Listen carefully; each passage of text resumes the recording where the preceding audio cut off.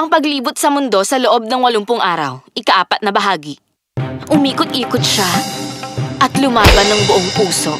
Kakaiba talaga siya sa lahat ng babae. At babaguhin na niya ang kinabukasan ng paglalakbay na ito. At ang kinabukasan ni Phileas Fogg. Si Phileas Fogg, ang taong gustong libutin ang mundo sa loob ng 80 araw at pinusta niya ang yaman niya at ang pagiging miyembro niya sa paglalakbay na ito. Bago marating ang tunay niyang destinasyon, maraming mga pagsubok ang kailangan niyang malampasan. Napakaraming hadlang-ngalang. Pero, hindi ito para kay Mr. Fogg, kundi sa isang taong gustong sirain ang paglalakbay niya. Tapos ka na ngayon, Phileas! Alam ni Inspector Fix na wala nang makakapigil sa kanyang hulihin si Mr. Fogg. Lumakad siya ng may layunin at determinasyon. Ay, natutuwa si Fix sa kaisipang inaresto niya si Mr. Fogg. At nagmamakaawa si Mr. Fogg sa kanya at si Passepartout na palayain sila. Ito na! Ang tamang oras! Nasira ang lahat ng pangarap niya sa isang maling hakbang. Wow! Nasira ang pagbabalat kayo niya. Lumapit ang mga tao para tingnan ang lalaking nakasuot ng sari. Tingnan niyo! Isa siyang lalaki! Bakit ganyan na suot niya? Para lukuhin ang mga babae at para kausapin namin siya. Naku, isa siyang masamang lalaki. Hindi! Hayaan niyo muna ako magpaliwanag! Galit at takot ang bumalot sa karamihan.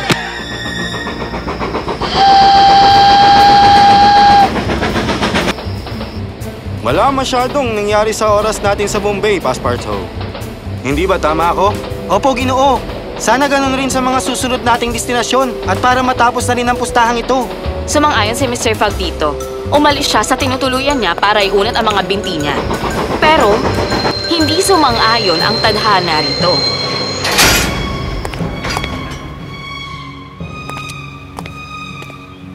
Ano nangyari sa tren, konduktor? Bakit tuminto ito sa kalagitnaan? Kalagitnaan? Ito na ang huling istasyon, ang hamlet ng Colby. Kalokohan yan! Hindi maaari. Papuntang Allahabad ang tren na to. Ito si Sir Francis Cromarty. Aba, alam ito ng lahat ng mga pasahero rito. Hindi pa tapos ang riles. Mula rito, hanapin mo mismo ang daan papuntang Allahabad. Sandali, hindi naman patas yun, Ginoo. Anong gagawin natin? Natataranta na sina Sir Francis at Passepartout, pero hindi na balisa si Mr. Fogg tungkol dito. Ginoo, bakit parang kalmado pa rin kayo? Aba, hindi naman yata maganda kung hindi ako handa. May 2 araw pa bago ang susunod na destinasyon, Passepartout. Umalis na tayo ngayon din at maghanap ng alternatibong ruta. Mukhang sigurado ka riyan. Maaari ba akong sumama sa inyong dalawa?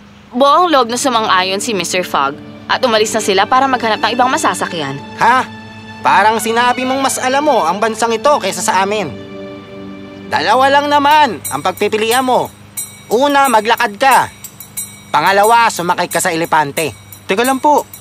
Hindi naman po yata maganda ang tono ng pananalita nyo, Ginoo. Teka, sandali. Sinabi nyo bang elepante? Posible ba yon? Posible naman yon. Yazdan ang pangalan ng kutsero. Kilala siya bilang isang Parsi dahil sa nauunawaan niya ang mga hayop. Alam ni Mr. Fogg na tama ang taong nilapitan nila. Si Yazdan ang tamang lalaki para sa kanilang paglalakbay. Oh, Keone, ang pinakamamahal kong alaga. Pero ubod ng sama ng may-ari nito. Sisingilin ka ng malaking halaga sa isang araw ng upa. At sasamahan ka rin niya. Naku, napakasamang tao niya talaga. Pinapagawa siya ng maraming trabaho na higit pa sa kaya niya para mabilis kanyang maihatid at kumita ng maraming pera. Magaling! Kung gayon, hindi ko upahan si Keone. Ang elepante. Bibiling ko siya. Alam mo kung papaano sumakay ng elepante, hindi ba?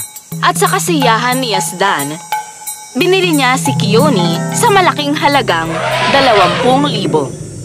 Si Sir Francis, Passepartout, at ang kasama nilang si Mr. Fogg ay nakaupo sa hawda na nasa likod mismo ni Keone. Sumakay si Yazdan sa bandang leeg at handa na sila para umalis. Habang magkatabi sina Mr. Fogg at Sir Francis, nagsimula silang mag-usap. Ikinagulat ni Mr. Fogg ang tungkol sa paglalakbay ni Sir Francis. Nakatira ako sa India buong buhay ko. At sa totoo lang, nakahiligan ko na ang lugar na to ngayon. Naintriga si Mr. Fogg nang malaman na kasama si Sir Francis sa huling Sepoy Rebel sa India. Baka mabagot ka lang sa mga detalye. Hindi, ayos lang. Ayos lang kung sasabihin mo.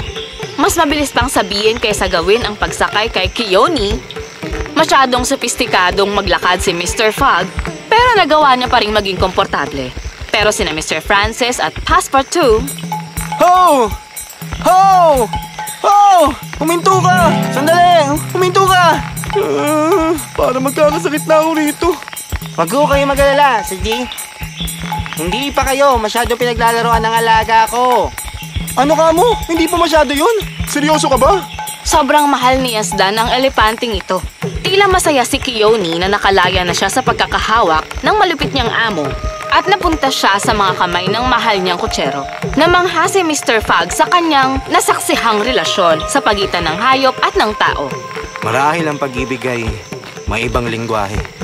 Lumihis sila sa mga bundok ng Vinhaya para tahakin ang mabilis na daan patungong Allahabad. Sinabi ni Yazdan na huwag dumaan sa masukal na gubat para matipid sa oras.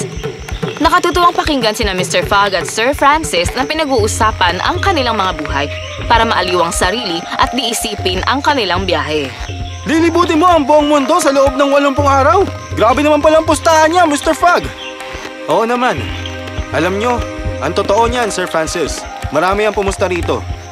Hindi ko ito kinukwento sa sino man bukod sa Reform Club. At mga imbensyon ko lang ang meron ako. Bukas at handa si Mr. Fogg sa pakikipagsapalaran.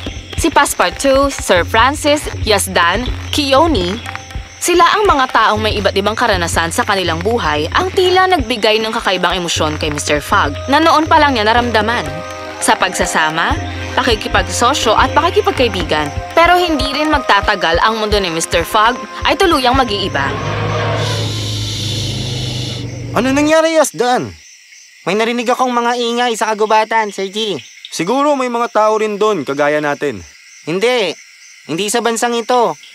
Hindi pumupunta ang mga tao sa masukal na kagubatan. Malamang, isa itong mabangis na hayop o mga bandido. Sandali. Mga bandido?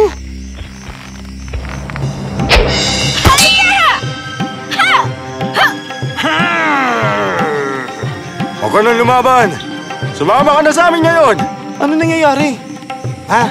Yan nga pala si Prinsesa Mira ng taga-nayo ng Bawel. Isa siyang mandirigmang prinsesa. Nagrebelte siya kahit gaano pa kahirap ang sitwasyon. Dapat sumunod ang prinsesa sa mga tuntunin, pero hindi niya to ginawa. Sila siguro ang mga kawal sa kanilang nayon. Nakatingin ang lahat sa mandirigmang prinsesa na mabangis na nakipaglaban. Pero wala ni sino man ang nakatingin kay Mira, nakagaya ng tingin ni Mr. Fogg.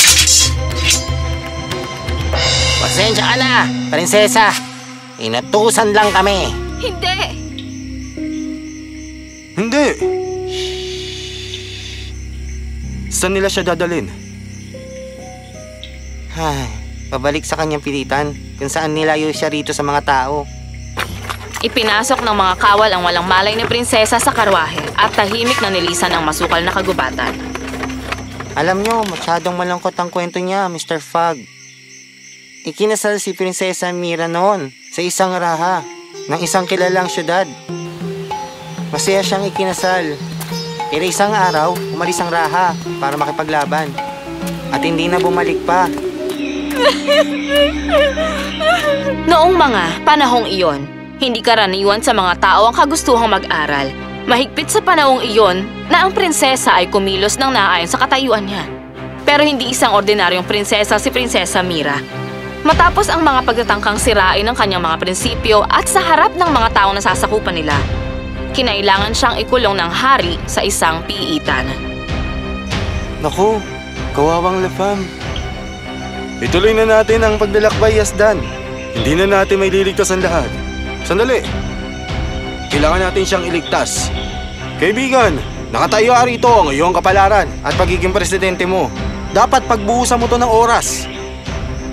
Sang-ayon ako kay Sir Francis, Sir G. Mapapalayo tayo rito. Napakalayo ng nayon ng Powell dito.